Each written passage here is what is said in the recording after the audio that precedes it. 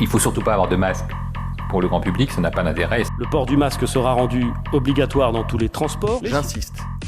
L'usage du masque en population générale n'est pas recommandé et n'est pas utile.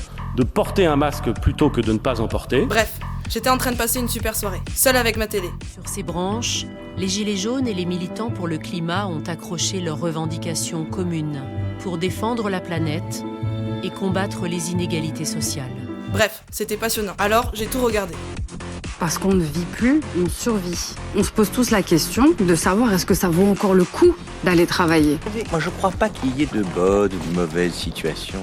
Jean-Pierre Pernaut a décidé de quitter le 13h de TF1. J'ai annoncé ce matin, en effet, ma décision d'arrêter la présentation du journal de 13h.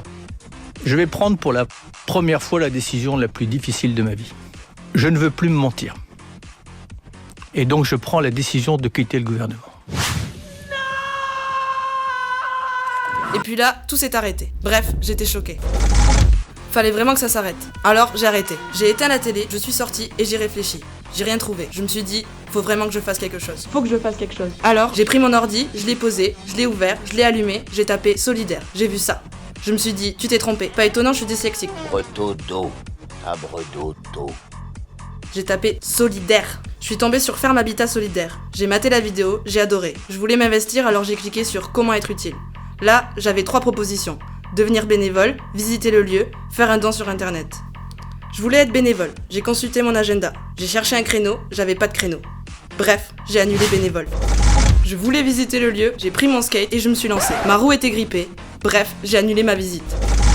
Je voulais faire un don, j'ai cherché combien je pouvais donner. Je n'ai rien trouvé. Bref, j'étais fauchée.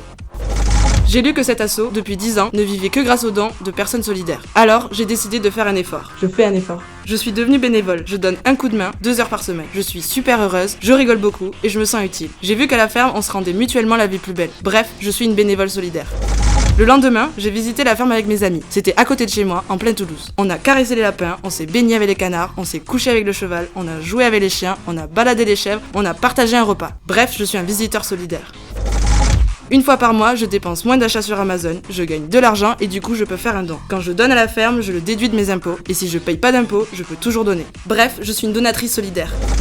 Au final, j'ai compris qu'être solidaire, c'est possible pour tout le monde. Et si on est plusieurs, ça fait beaucoup de monde. Je me sens utile et à appartenir à une communauté solidaire et humaine. Je participe au changement et j'en suis heureuse. Bref, je suis solidaire.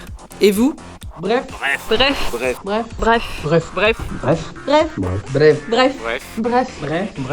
Bref, je suis solidaire.